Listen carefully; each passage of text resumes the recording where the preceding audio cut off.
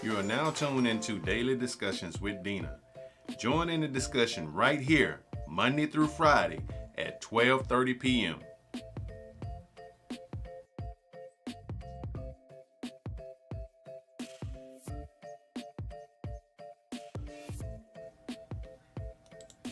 Welcome to your daily discussions with Dena. As always, if you have not already, I invite you to subscribe and join in the discussion. Let's talk reparations again. There has been some interesting things that are going on in California in regards to reparations. I was reading on an article that was put out. I think the date was on it was the 16th, and it was from Yahoo News, and it said that San Francisco Reparations Committee recommended paying $5 million to Black residents and supplementing income for 250 years. Woo, I'm down with that. I need the next flight out.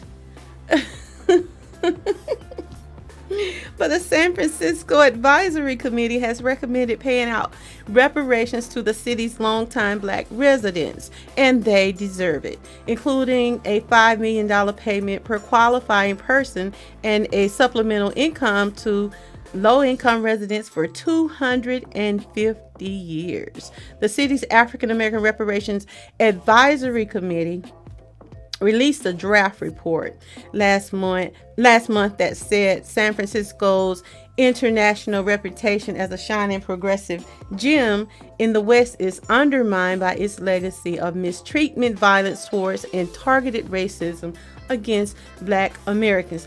Sounds good. Let's see what comes from this. Now, while neither San Francisco nor California formally adopted the institution of chattel slavery, so they say,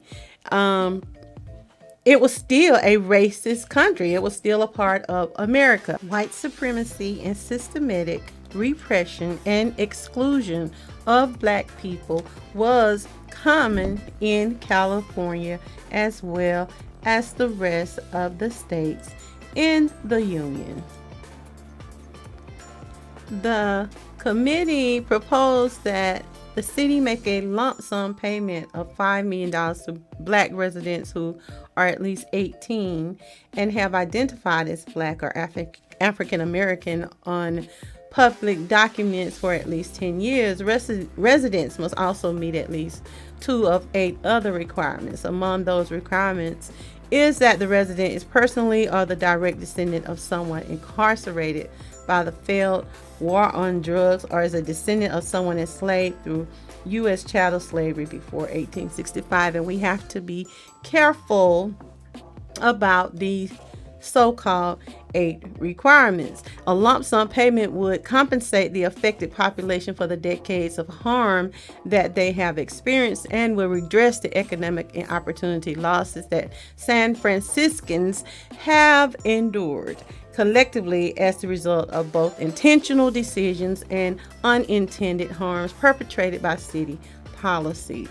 This is what the committee said. The group also suggested that the city supplement lower income recipients' incomes to meet the area's median income, which is about $97,000 for at least 250 years. That sounds like a good plan to me.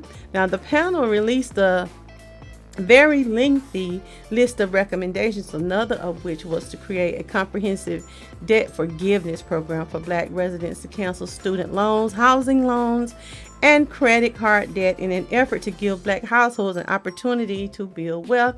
I do not disagree with this, but as they say, you need to know the detail. The reports also suggest that the city offers financial compensation for families affected by education harms on Black students, though it does not include specifics. The devil's in the details. Other proposals include allowing black residents who are eligible for reparations to receive first choice of subsidized rental units and prioritizing members of San Francisco's current and past African American communities for employment opportunities, training programs, professional certification partnerships, and contracting. Now, this report suggests that the city and county of San Francisco and the mayor's office of housing and community development should offer black homeowners grants from home maintenance and repair costs. 4. Now, this group is set to submit its final proposal in June. And like I said, the devil is in the detail, but so far this is something that can be dealt with. At least they are taking the steps that are needed and should be taken for the wrongs that were done to black people. Now, we need to hear this around the country. We need to see every state doing something. I stay in the good old boy network, so even though there will be hesitation, we will get reparations. And they don't like when we say that, but this is something that is owed.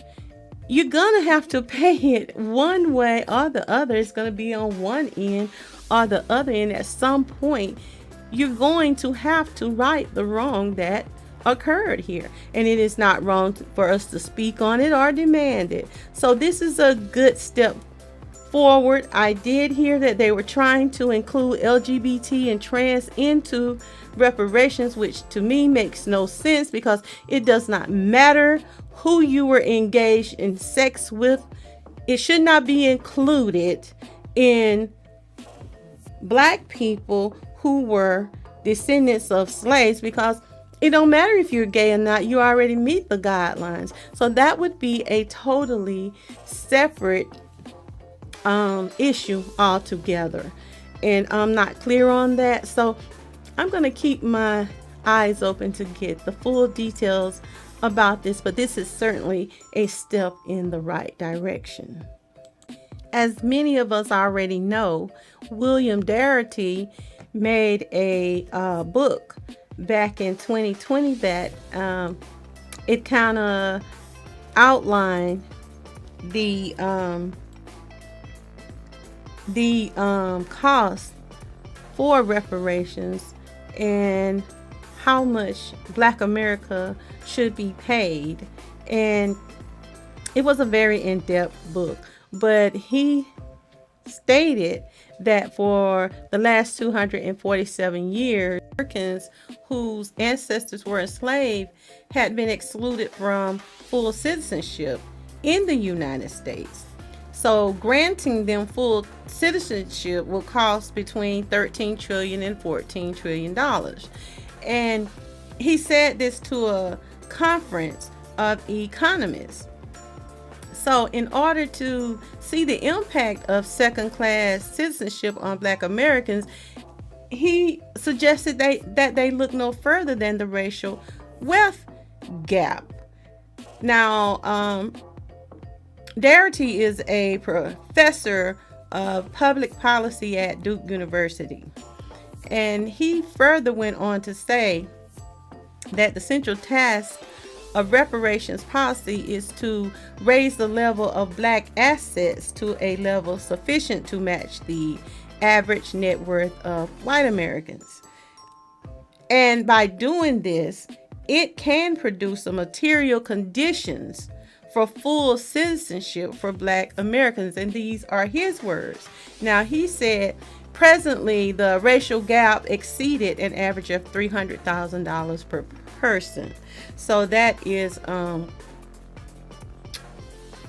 the cost of such a program. He's saying that it would, as he estimates that there are roughly 40 million Black Americans whose ancestors were enslaved in the United States. So the full size of the economy is 25.72 trillion in the third quarter. So a reparations program of this magnitude could finally lead to closure on the harms and the effects of racial inequality that America has a history of.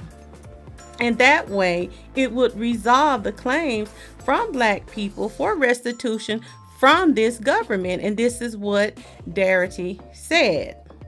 So he went on to say that at the end of the Civil War, freed slaves were promised that 40 acres and the mule by the federal government, but it was quickly reversed somehow, and they never revisited it. So black people were also blocked from participating in federal government programs that led to significant wealth. They done this on purpose, and it was simply because of our black skin. And he went on to say that starting with the Homestead Act of 1862, that provided citizens with 160 acres of land, and continuing through the GI Bill, which gave World War II veterans funds for college and housing. Black people were blocked from participating in these federal government programs. This what led others to have significant wealth, and we were denied this. And he went on to say that black property was also seized and taken in government sanctioned riots, and later the expansion of the federal highway system destroyed many of our black communities and black businesses. So Darity was speaking on this and has been speaking on this for a very long time, and it's good to see that now it's finally picking up speed, and we're actually about to see something hopefully come from this at this time in our lives. Under Darity's plan, and I disagree with a few of the things that he said in this plan, I just don't agree with. But his plan says that recipients of reparations would have to prove that they have at least one ancestor who was enslaved in the United States. And many activists disagree with this approach, and I do too.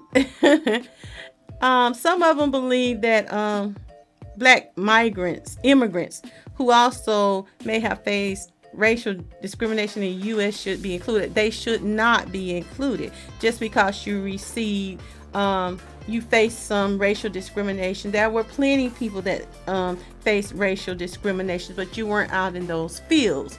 You were not a part of our ancestors' struggle. It is totally different, and they should not be included. And I don't believe that LGBT or trans people should be included in that for that specific their specific case. Now, if they are descendants of slaves and they qualify, of course they should.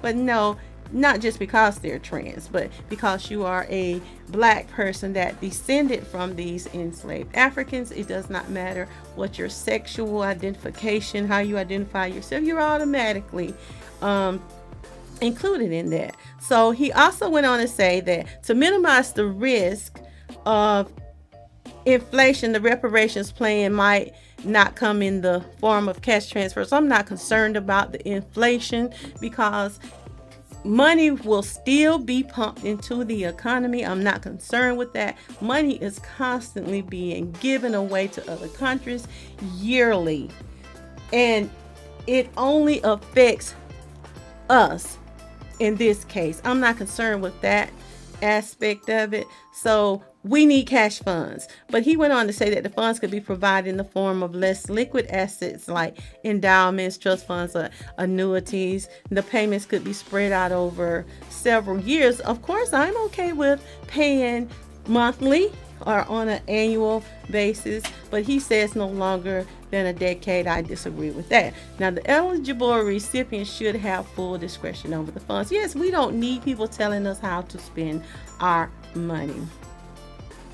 But there are many schools of thoughts, the article said, and forms of compensation that people are suggesting, but cash definitely should be included.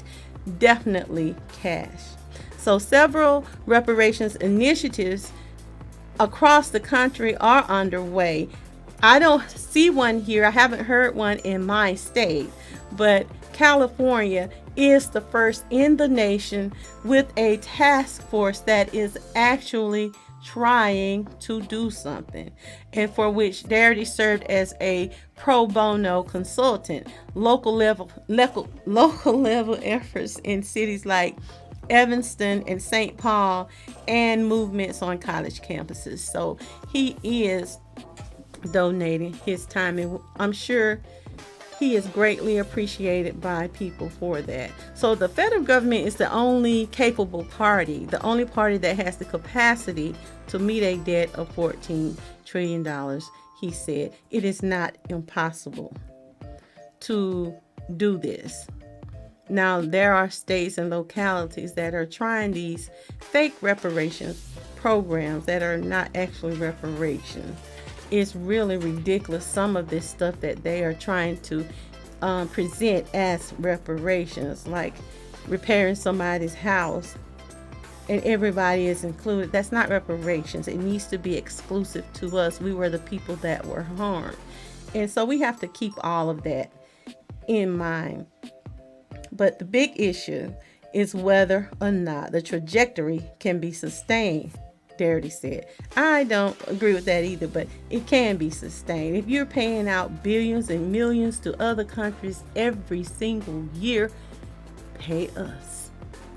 The fact is, this nation owes Black Americans reparations. That's just it in a nutshell. So it doesn't matter that there are a bunch of politicians and personal people that have a problem with it. Many Republicans hate the idea of San Francisco's proposal, and they are arguing that the plan would be too costly and saying it is unfair and divisive. You think it is unfair, really?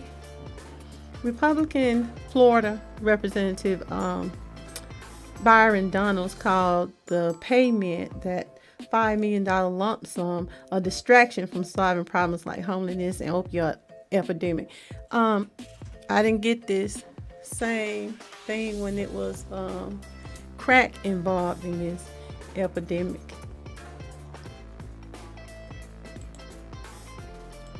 The Huffington Post outlined that it would cost the city $50 billion if just 10,000 residents qualified. But even addressing just the financial repercussions of slavery on Black America is going to require ambition, is what they are saying. And then they said, for the record, $5 million is not enough to call it even for slavery, especially in a city that one of the most notorious in the country for its history of housing discrimination. That's a great start. $5 million to somebody who has not even had a percentage of that is a wonderful start. It is very good. And we're talking about on a state level at this point. So they can have their opinion, but I'm sure those descendants of slaves would rather have the $5 million, because you have had the opportunity to deal with the opioid, the crack, the meth, and you've done nothing, and you will still continue to do nothing, because there are solutions to these problems, but I don't know if they really want to solve them because they have the ability to do so.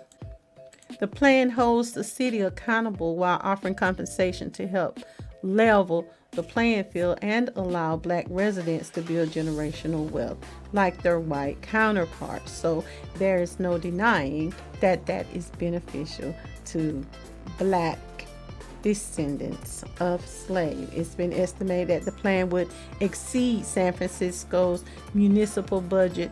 So what's new? But there has yet to be public discourse. So why would you? They're saying there has yet to be any public discourse. I've heard discourse all over. So I want to, I would hope that they would continue the fight for reparations, because it is something that is owed and it's something that is due. And it is wonderful that this amount is substantial for someone who has nothing or very little when it comes to wealth, and it can be beneficial. There are a lot more things that we can add to this, but this is a wonderful start. And I'm sure you would get no complaints from those California citizens that would be benefiting from this.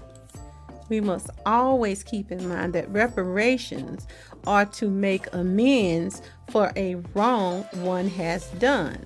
So by paying money, resources, or helping in any way to try to right the wrong that was done, it's about the action of repairing us. We were the people that were harmed and are still living with the after effects of the harm that they actually caused us. This will certainly have to be a two-part series because I was listening to some very interesting conversations that some of the YouTube creators and social media bloggers and hosts and podcasters were doing, and some of the conversations were just amazing to me. They were interesting, and I think they are necessary.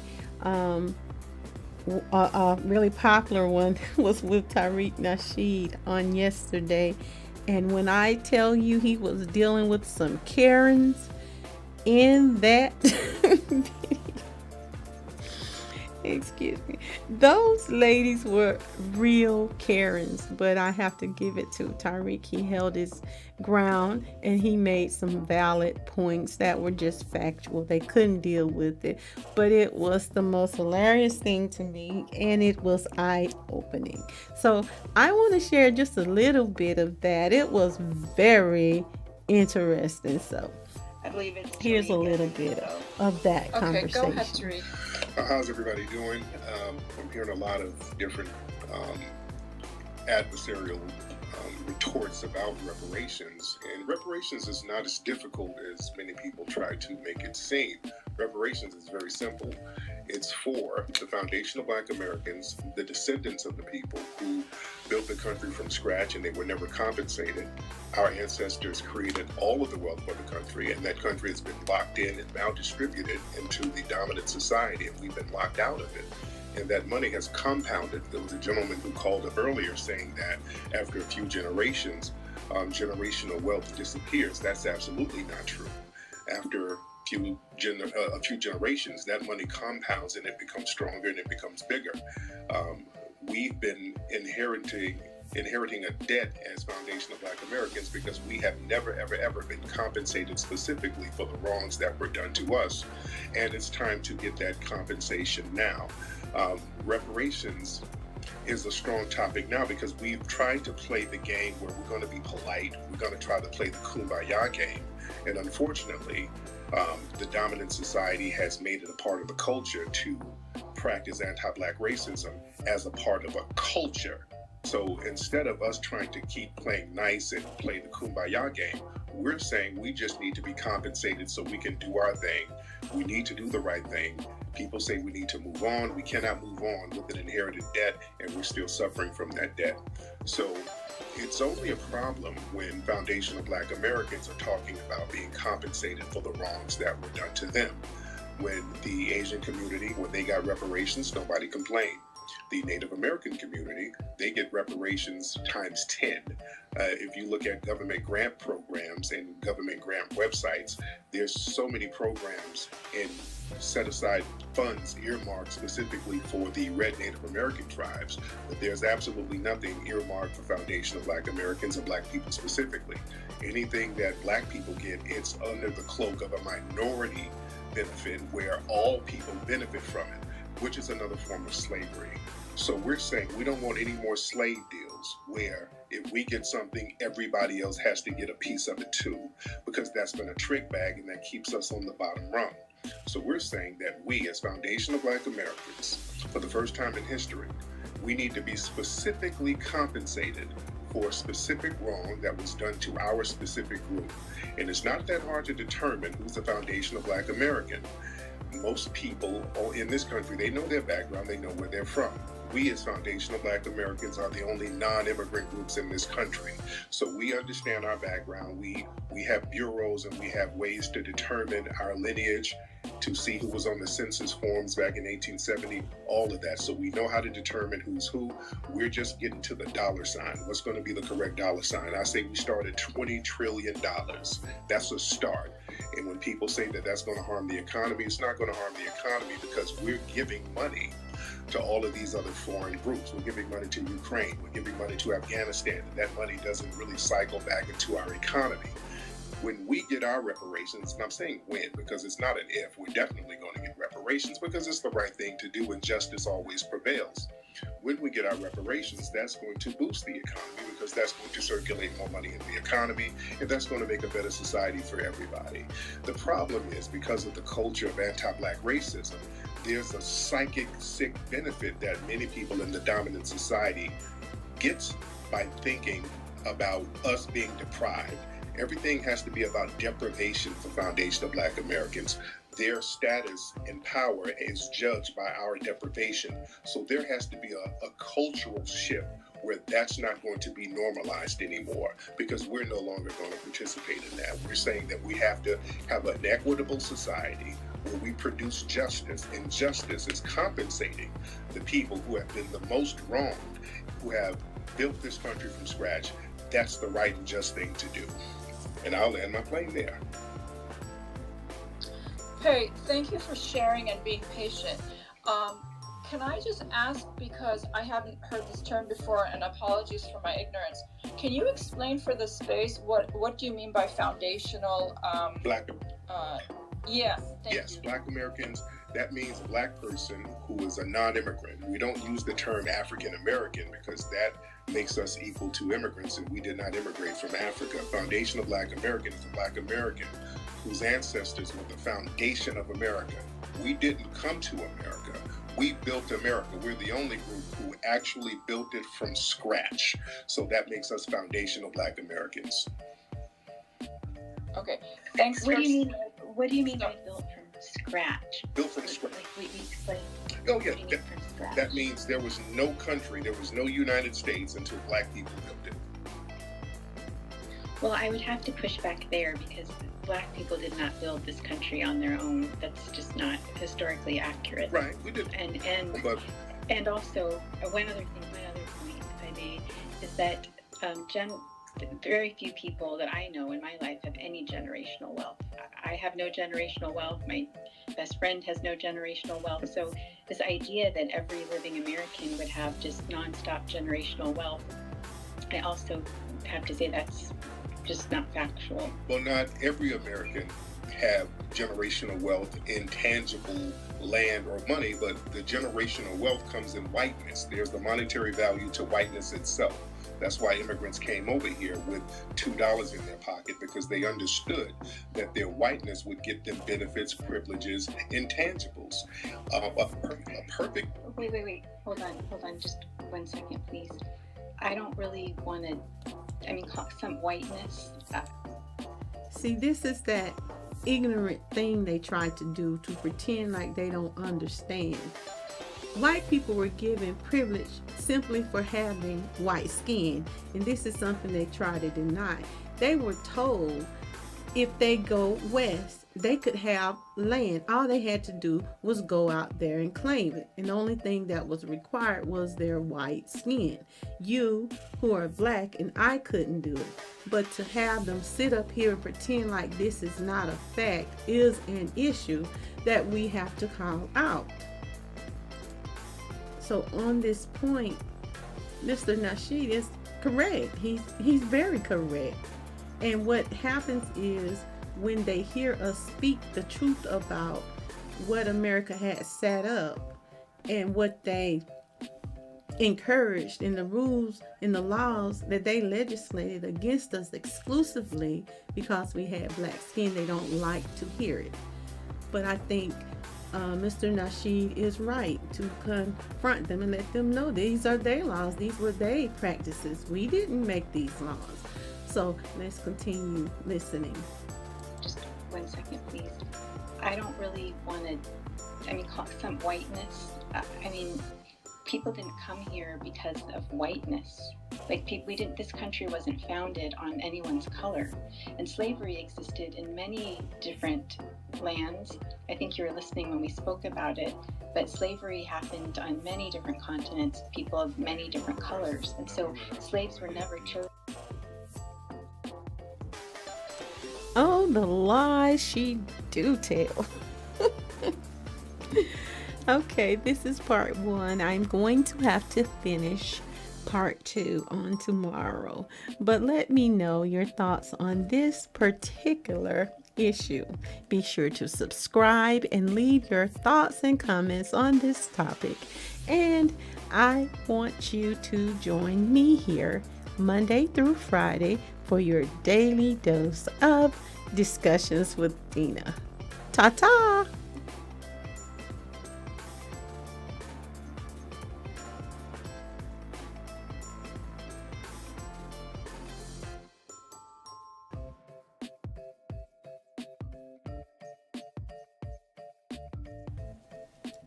This concludes your daily discussions with Dena. Join us Monday through Friday at 12:30 p.m. Like, share, subscribe, and leave a comment.